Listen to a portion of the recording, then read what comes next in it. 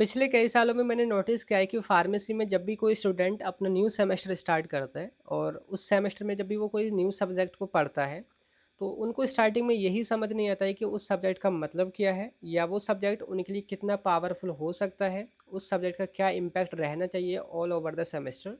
तो इसी को देखते हुए हमने एक सीरीज स्टार्ट करी है, सब्जेक्ट ओवरव्यू सीरीज, जिसमें हम हर एक सेमेस्टर को स्टार्ट करने से पहले उसके जो सब्जेक्ट रहेंगे उनकी ओवरव्यू वीडियो सबसे पहले डालेंगे। यानी कि आपको स्टार्टिंग में ही ये पता चल जाएगा कि ये जो सब्जेक्ट है आप इसमें क्या पढ़ेंगे, ये क्यों पढ़ेंगे और इसका क्या रोल रहेगा आपके करियर में। ठीक है, तो आज जो सब्जेक्ट आपका यहाँ पे वह है pharmacological and toxicological screening methods first. देखिए, नॉर्मली जब भी दवाई बनाते हैं तो देखिए सबसे पहला सवाल होता है कि क्या ये सेफ है और क्या ये काम करेगी। अभी तक जो आपने बी फार्म में जाना था ना, केवल दवाई का मैकेनिज्म ऑफ एक्शन कि भाई वो कैसे काम करती है, सिर्फ ये जाना था। लेकिन अगर मैं आपसे पूछूं कि कोई भी जो नई दवाई है मार्केट में आने से पहले कैसे टेस्ट होती है, किस मेथड से उसका इफेक्ट और उसकी सेफ्टी को प्रूव किया जाता है, तो जवाब मिलेगा आपका ये, यानी कि pharmacological and toxicological screening methods की मदद से वो सारी चीज़ें की जाती हैं। जैसे इसका नेम आपको बताएगा, फार्माकोलॉजिकल, फार्माकोलॉजिकल यानी कि दवाई का जो इफेक्ट है उसकी स्टडी करना। टॉक्सिकोलॉजिकल मतलब दवाई की जो टॉक्सिसिटी है, टॉक्सिक हार्मफुल जो इफेक्ट है उसकी स्टडी करना। स्क्रीनिंग मेथड मतलब कि जांच करने के तरीके। तो अगर मैं ओवरऑल तीनों टर्म को मिला दूं तो जो ये जो सब्जेक्ट है pharmacological and toxicological screening method, मतलब इस सब्जेक्ट में आप वो सब सारे तरीके पढ़ने वाले हैं जिनकी मदद से कोई भी जो नई दवाई है उसके इफेक्ट को और उसकी टॉक्सिसिटी या कहें तो सेफ्टी को यहाँ पे जो है हम चेक करते हैं ह्यूमन ट्रायल से पहले, यानी कि एनिमल्स के अंदर या फिर लैब में इन विट्रो, इन विवो और कुछ अल्टरनेटिव ऑप्शंस की मदद से।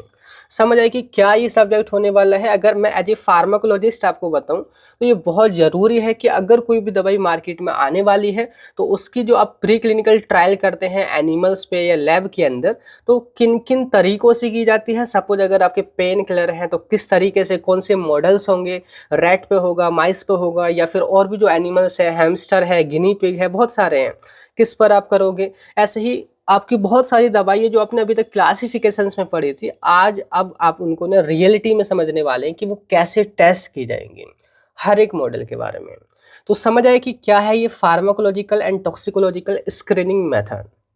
इसके अलावा जो और भी सब्जेक्ट है जिसके आपके एडवांस फार्माकोलॉजी है, उसका भी हमने ये सिलेबस ओवरव्यू वीडियो बनाया है। ऐसा ही जो एमपैट है, मॉडर्न फार्मास्यूटिकल एनालिटिकल टेक्निक्स, उसको भी हमने ऐसे ही बनाया था। तो अपने उनकी वीडियोस को भी ज़रूर से देख लेना। बाकी मैं आपको बीच में ये भी बता दूं कि हमारा जो है एम फार्म फर्स्ट सेमेस्टर का बैच स्टार्ट हो गया है फार्माकोलॉजी के लिए। आपने सिंपली जो है फार्मेसी वाला ऐप पर जाकर के ज्वाइन करना है। आपने क्या करना है, प्ले स्टोर पर सर्च करना है फार्मेसी वाला ऐप को, आपने इंस्टॉल कर लेना है एंड लॉगिन रजिस्टर करने के बाद आपको ना वहाँ पे एम फार्म का सेक्शन नजर आएगा, उस पर आपने क्लिक करना है। उसमें अपनी स्ट्रीम को सिलेक्ट करना है फार्माकोलॉजी, फार्माकोलॉजी में फर्स्ट सेमेस्टर पे जाना है एंड वहाँ पे एक बैच मिलेगा। वहाँ पे जाकर के आपको सारा कंटेंट मिल जाएगा। वहाँ पे लेक्चर वीडियोस, नोट्स वगैरह, प्रीवियस ईयर क्वेश्चन पेपर वगैरह, वो सारा कंटेंट आपको वहाँ पे मिल जाएगा। ठीक है, तो आप वहाँ पे जाकर के ज्वाइन कर सकते हैं।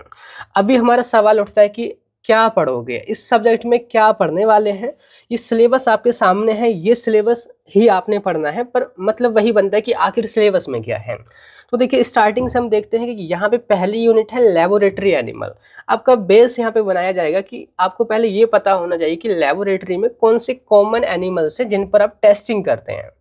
जैसे रैट है मोस्ट कॉमन, माइस है, इसके अलावा हैमस्टर है, गिनी पिग है, रैबिट है, फ्रॉग है, इसके अलावा डंकी वगैरह वो हाई लेवल पे चले जाते हैं। तो ये मोस्ट कॉमन लेबोरेटरी एनिमल्स के बारे में, उनका डिस्क्रिप्शन कि मतलब कि उनका वेट क्या है, उनका साइज़ क्या है, उनमें जो है मतलब कि उनका हार्ट रेट वगैरह, रेस्पिरेशन रेट वगैरह, ये सारी चीज़ें आपने डिस्क्रिप्शन। फिर उनको कैसे हैंडल करते हैं लैब के अंदर, आपके मतलब कॉलेज के अंदर एक एनिमल हाउस होगा। एनिमल हाउस में से जब हम एनिमल लाते हैं लैब के अंदर, है ना, तो उनको कैसे हैंडल किया जाता है, रैट को कैसे पकड़ते हैं, कैसे इंजेक्शन लगाते हैं, ठीक है, और भी बहुत सारे तरीक़ों से जो भी एनिमल्स उनको हम हैंडल करते हैं। तो वो अपने हैंडलिंग के तरीके यहाँ पे समझने हैं। ठीक है, आगे आने वाले लेक्चर्स में हम आपको आगे से वीडियो में दिखाएंगे कि कैसे एनिमल्स को हैंडल किया जाता है with the help of image और एनिमेटेड वीडियोस। ओके, आगे फिर यही है कि उनकी एप्लीकेशन यानी कि यूज़ क्या होने वाला है उन एनिमल्स का। फिर आगे यहाँ पे आप ट्रांसजेनिक एनिमल पढ़ेंगे, ऐसे एनिमल जिनमें जीन को ट्रांसफ़र किया जाता है एक स्पेशल एक एबिलिटी डेवलप कराने के लिए, तो उनको कैसे प्रोड्यूस करते हैं, क्या उनका काम होगा। फिर आगे है एनास्थेसिया एंड यूथेनेसिया, कैसे एनिमल्स पे जब हम एक्सपेरिमेंट करते हैं तो उनको हम एनास्थाइज करते हैं, उनको हम बेहोश करते हैं, या कैसे उनको गुड डेथ देते हैं जिसको यूथेनेसिया बोलते हैं। अगर ज़रूरी है कि एनिमल को सेक्रीफाइस करना है तो किस तरीके से उसको सेक्रीफाइस किया जाएगा, उसको किस तरीके से डेथ दी जाएगी, तो वो भी यहाँ पे समझेंगे। आगे CPCSE की गाइडलाइन कि आप जो एनिमल्स पे टेस्टिंग कर रहे हैं, तो इंडिया के अंदर एक लीगल और एथिकल रूल कमेटी है जिसको हम CPCSE बोलते हैं, तो उसके रूल्स आपने फॉलो करने हैं और ये क्वेश्चन भी बहुत इंपॉर्टेंट होता है। आगे फिर गुड लेबोरेटरी प्रैक्टिस यानी कि लैब में जो स्टैंडर्ड प्रोटोकॉल्स हैं जो आपने फॉलो करने होते हैं वो पढ़ेंगे। एंड बायो एसे के बारे में, बायो एसे जो एनिमल्स पे टेस्टिंग करके हम किसी भी ड्रग की पोटेंसी एफिकेसी को पता लगाते हैं, तो ये यूनिट फर्स्ट एक तरीके से बेसिक आपका होने वाला है। इंपॉर्टेंट यहाँ से स्टार्ट होता है आपका यूनिट सेकेंड से थर्ड फोर्थ। इसमें आपने अभी तक जो दवाइयाँ पढ़ी थी ना, जैसे CNS सेंट्रल नर्वस सिस्टम पे जो दवाइयाँ काम करती थी, या ऑटोनोमिक नर्वस सिस्टम पे जो दवाइयाँ काम करती थी, या रेस्पिरेटरी सिस्टम पे, या रिप्रोडक्टिव सिस्टम पे, analgesic, anti inflammatory, antipyretic, GIT ulcer, antiemetic, diarrhoeal, anti diarrhoeal, laxative, इसके अलावा कार्डियोवैस्कुलर सिस्टम पे जो दवाइयाँ काम करती थी। इसके अलावा यहाँ पे मेटाबॉलिक डिसऑर्डर जिसके एंटी डायबिटिक, एंटी डिसलिपिडेमिक और एंटी कैंसर, साथ में हेपेटोप्रोटेक्टिव स्क्रीनिंग मेथड। अभी जो सारी हमने कैटेगरी आपको बताई हैं, जो अभी आप बीफ में पढ़ करके आए हैं, उनका क्लासिफिकेशन वगैरह, दवाई कैसे काम करती है, उनके एग्जाम्पल वगैरह। अब यहाँ पे जैसे बात करें, यहाँ पे है pre clinical screening of new substance for the pharmacological activity using in vivo and in vitro and other possible animal alternative model.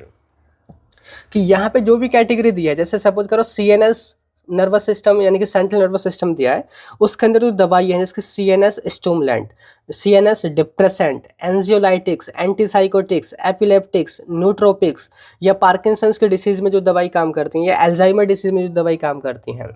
अब उनकी सेफ्टी और एफिकेसी को आप एनिमल्स पर कैसे पता लगाओगे? देखिए, हर एक कैटेगरी के लिए ना एक अलग तरीका होता है, एक अलग मॉडल होता है। जैसे सपोज करो आपने रैट को चूज़ किया है, अब रैट में आपने सपोज करो CNS स्टिमुलेंट या CNS डिप्रेसेंट दवाई इंजेक्ट करी है, ठीक है। आपको पता है CNS डिप्रेशन का काम है CNS को मतलब कि सप्रेस करना, यानी कि आपको नींद आएगी या फिर सैडेशन फील होगा। तो हम इंजेक्ट करते हैं किसमें, एनिमल के अंदर, सपोज रैट के अंदर हम इंजेक्ट करेंगे। फिर हम रैट को जो है बिहेवियर को एनालाइज करेंगे कि भाई उसको क्या वो थोड़ा शांत शांत सा है, थोड़ा वो घूम फिर रहा है, कम कम घूम फिर रहा है, ज़्यादा घूम फिर रहा है ना। और कई सारे इक्विपमेंट होते हैं, उन पर उनकी एक्टिविटी हम नोट करते हैं, उनको दौड़ा करके देखते हैं, उनको एक मेज टाइप सा होता है उस पर हम खड़ा करके देखते हैं कि वो कितना देर वहाँ रुक पाता है, क्या वो गिर रहा है। तो ऐसी एक्टिविटी से हम पता लगाते हैं कि हमारी दवाई की क्या एफिकेसी है, ठीक है। और सेफ्टी भी हम ऐसे ही पता लगाते हैं कि क्या कोई गलत इम्पैक्ट तो नज़र नहीं आ रहा है। तो जैसे कि कहने का मतलब है कि यहाँ पे in vivo and in vitro मतलब कि एनिमल्स पे, साथ के साथ लैब में, एंड कुछ अल्टरनेटिव मॉडल्स भी हैं जैसे कि कंप्यूटर की मदद से हम करते हैं, है ना। कई सारे सॉफ्टवेयर होते हैं, उनकी मदद से हम यहाँ पे मतलब कि सारा ये करते हैं ट्रायल वगैरह। तो यहाँ पे जो हर एक कैटेगरी है, जैसे पार्किंसंस के डिसीज़ जो है उनमें जो दवाइयाँ काम करती हैं उनके लिए कैसे टेस्टिंग करोगे, तो ये सारा यहाँ से लेकर आगे तक सब में यही कवर करना है। चाहे एंटी अस्थमेटिक दवाइयों की टेस्टिंग करनी हो, चाहे COPD के लिए, या फिर चाहे यहाँ पे एंटी अल्सर हुआ, एंटी एमेटिक हुआ, या फिर एनाल्जेसिक हुई।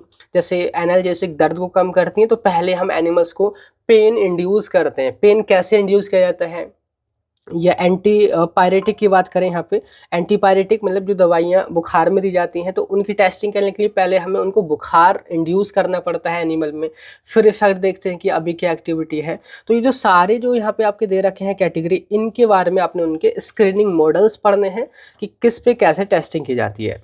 आगे भी वही स्क्रीनिंग मॉडल्स रहेंगे किसके लिए, इम्यूनो मॉड्यूलेटर के लिए, इम्यूनो सप्रेसेंट, इम्यूनो स्टिमुलेंट, इन सभी के लिए, ठीक है। लास्ट में जाकर के यहाँ पे आपने इम्यूनो ऐसे पढ़ना है, एंड इसके लास्ट में जाकर के आप यहाँ पे नोट करोगे तो यहाँ पे आपने चीज़ों को जो देखना है वो आपको मिलेगा कि अगर हम एनिमल्स पे टेस्ट ना करें तो क्या अल्टरनेटिव ऑप्शंस हैं वो यहाँ पे समझाना है, और उनकी लिमिटेशन क्या है, एनिमल्स एक्सपेरिमेंटेशन की लिमिटेशन क्या है। ठीक है, ये सारी चीज़ आपके सिलेबस में है, ये आपने अच्छे से यहाँ पे समझ लेना है। अब हमारे यहाँ पे सवाल उठता है कि आखिर आप इसको क्यों पढ़ोगे। देखिए क्यों पढ़ोगे, जैसे कि नई दवाई को मार्केट में लाने से पहले उनकी सेफ्टी एफिकेसी को प्रूव करना होता है, तो वो हम एनिमल्स पे करते हैं, पहले प्री क्लिनिकल ट्रायल, फिर फर्दर हम ह्यूमंस के लिए यानी कि क्लिनिकल ट्रायल के लिए उस दवाई को भेजते हैं। ठीक है, दूसरा और भी यहाँ पे आप सीखोगे कि भाई कौन से मॉडल्स जो हैं या कौन सी जो टेक्निक्स है किस पार्टिकुलर दवाइयों के लिए यूज़ की जाती हैं, किस कैटेगरी के लिए यूज़ की जाती है, आप ये सारी चीज़ें यहाँ पे सीखेंगे। आगे आप यहाँ पे समझोगे कि भाई कैसे टॉक्सिकोलॉजी और फार्माकोलॉजी एक दूसरे के साथ में कैसे काम करती हैं, वो आप यहाँ पे जानोगे, और ये आगे चल के आपको रिसर्च में मदद करेगा। ठीक है, तो ये मतलब कि आपको समझ आए कि आखिर क्यों इस चीज़ को आप पढ़ने वाले हैं। अब लास्ट में यहाँ पे हम बात कर लेते हैं करियर में क्या रोल होने वाला है। तो देखिए करियर की बात करें तो देखिए फार्मा इंडस्ट्री में जो ड्रग की डिस्कवरी की जाती है, प्री क्लिनिकल टेस्टिंग की जाती है, तो वहाँ पे आपका डायरेक्ट रोल है, आप प्री क्लिनिकल टेस्टिंग में यहाँ पे जा सकते हैं ये सारी स्टडी करने के बाद। ठीक है, आगे होते हैं आपके मतलब कि इंडस्ट्री में सीआरओ होते हैं, क्लिनिकल रिसर्च ऑर्गेनाइजेशन, यानी कि जो नई नई दवाइयों पे अपना टेस्टिंग वगैरह करते हैं, तो वहाँ पे आप उनके लिए स्क्रीनिंग या रेगुलेटरी डॉक्यूमेंटेशन के लिए जा सकते हैं कि कैसे स्क्रीनिंग की जाती है। आपको ये सारी चीज़ें यहाँ पे समझ आ जाएंगी कि कौन सी बीमारी के लिए जो दवाइयाँ हैं उनके लिए कौन से मॉडल सेलेक्ट करते हैं, कैसे वो किया जाता है। ऐसे ही टॉक्सिकोलॉजी लैब, जैसे कि एनिमल्स पे या किसी और अल्टरनेटिव जगह देखें तो वहाँ पे टेस्टिंग की जाती है अलग अलग जगह, तो आप टॉक्सिकोलॉजी लैब में भी यहाँ पे जा सकते हैं इसको करने के बाद। या इसके अलावा रेगुलेटरी अफेयर कि कैसे ड्रग को हम अप्रूव करते हैं प्री क्लिनिकल ट्रायल के लिए, प्री क्लिनिकल ट्रायल फिर कैसे किए जाते हैं उन सब के लिए, तो आप रेगुलेटरी अफेयर्स में भी जा सकते हैं। इसके अलावा मोस्ट इंपॉर्टेंट आपका एकेडमिक्स एंड रिसर्च, अभी आप यहाँ पे बेस बना रहे हैं, आगे चल के आप रिसर्च भी कर सकते हैं एनिमल्स पे, और एकेडमिक्स में मतलब कि स्टूडेंट को पढ़ा भी सकते हैं। ठीक है, तो ये है करियर में रोल इस सब्जेक्ट का। तो ये अभी हमने जाना है कि आखिर क्या है pharmacological and toxicological screening method, आपको समझ आ गया होगा कि क्यों ये इंपॉर्टेंट है, उसका करियर में क्या रोल है। तो यही था आज के इस वीडियो में, बाकी फिर मिलते हैं किसी नेक्स्ट वीडियो में, तब तक के लिए bye bye, thank you, have a nice day.